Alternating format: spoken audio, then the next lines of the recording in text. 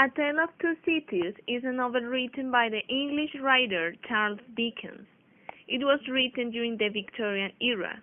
This period of time begins in 1837 when Victoria becomes the Queen of England and finishes in 1901 after her death. England has become a powerful empire and it is quickly growing. Although the novel belongs to that period of time, when you begin to read it, you realize that the story itself begins many years before the Victorian era. More exactly, in the year 1775, that is the last part of the 18th century, when the Industrial Revolution was arising. The novel is about Dr. Manette, who is a prisoner in La Bastille in Paris. After gaining his freedom and meeting his daughter Lucy, he goes to live in London where she was brought up. The author takes the story and develops it among London and Paris. Dickens shows us the reality that both places experience. As far as I have read, 5 years has passed in the story. Now it is year 1880, and many situations of political and economic order have taken place. For example, France has declared war on England, and the Americans are trying to get their freedom. In Chapter 2 of the second book, Charles Dickens is accused of being a spy.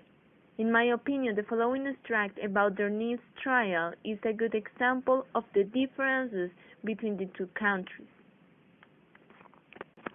He was a false traitor to our serene, illustrious, excellent, and so forth prince, our Lord the King, by reason of his having on divers occasions and by divers means and ways assisted Lewis, the French king, in his wars against our serene, illustrious, excellent, and so forth.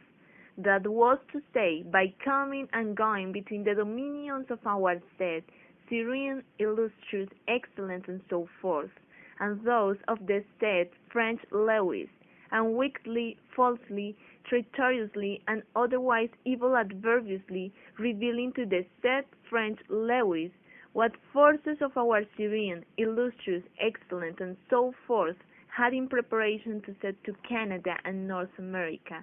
Page 671. Another example is the critical situation that France was going through. According to Peña and Montenegro, 1978, one of the causes of the French Revolution was the high levels of population growth, which triggered social inequality. Besides, 24 million of peasants and bourgeois maintained the country while the nobles and clergy didn't pay taxes. Page 233. I think the following extract represents the misery of the French population as mentioned above. Hunger was repeated in every fragment of a small modicum of firewood that the man thought of. Hunger stared down from the smokeless chimneys and started up from the filthy street and had no offal among its refuse of anything to eat. Hunger was the inscription on the baker's shelf, written in every small loaf of his scanty stock of bad bread, and the sausage shop in every dead dog preparation that was offered for sale. Chapter 5, Book the First, page 644. Now, this is what I consider is related to linguistic and semantic aspects. A Tale of Two Cities was written in prose. We can observe that Dickens gives an aspect of reality to his novel. Harrison, no date, claims that the prose novelist draws life as he sees in the concrete, from intimate knowledge of real men and women. How intensely did Fielding, Scott, Dickens, Thackeray, Miss Austen, Miss Edgeworth know by experience the characters they draw. I have read that most of Dickens' novels have a kind of humor. Although Tale of Two Cities is not that humoristic, when the author describes certain situations he tries to give a touch of amusement for the readers. Mr. Cruncher, the messenger of Tellson's Bank, is an example of that, because throughout the story he is the character with the funny role, his actions, his thoughts. That's why I agree with Harrison when he points out that Now, with Charles Dickens' caricature, that comical exaggeration of a particular feature, distortion of some part beyond nature, is not only the essence of his humor, but is the universal and ever-present source of his mirth. An excerpt of the book that represents that aspect appropriately is when he describes Mr. Cruncher and his son.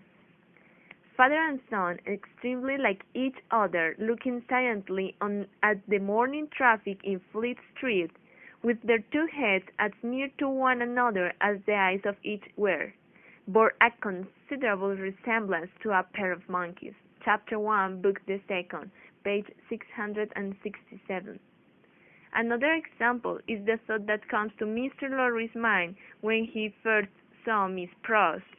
"I really think this must be a man," was Mr. Lorry's breathless reflection, simultaneously with his coming against the wall. Chapter 4, Book the First, page 642. Another aspect that caught my attention was the way in which Dickens wrote some of the dialogues of Mr. Cruncher, because he did it using some mispronounced words. For example, in this fragment, the word "very."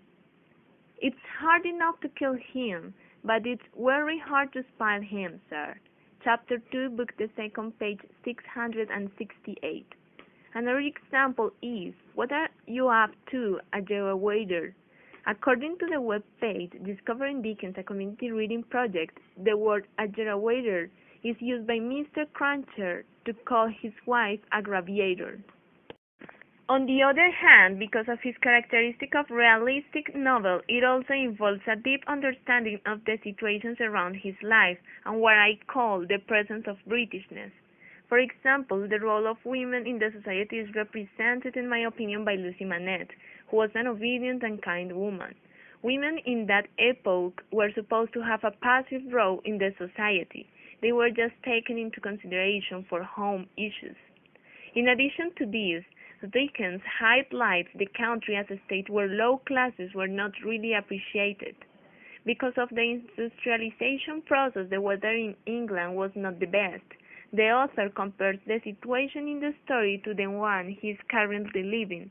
In this regard, he writes the following statement: "The period was so far like the present period that some of its noisiest authorities insisted on its being received, for good or for evil, in the superlative degree of comparison only." Chapter 1, Book the First, page 623. Besides, he dared to put John Stuart Mill, who was the head of the utilitarian tendency, in his novel. According to the newspaper El País, utilitarian people are similar to what we call today neoliberalism.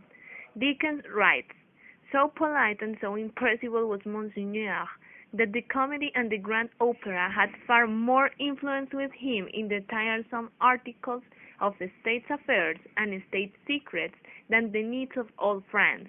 A happy circumstance for France, as the like always is for all countries similarly favored. Always were England, by way of example, in the regretted days of the Mary Stuart, who sold it." Chapter 7, Book the Second, page 706. I would like to finish with the following excerpt, which in my opinion shows the great difficulty to change the form of government in the epoch.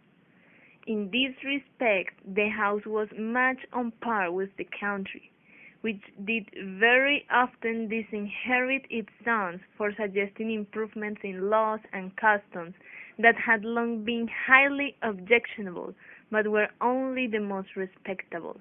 Chapter 1, Book the Second, page 663.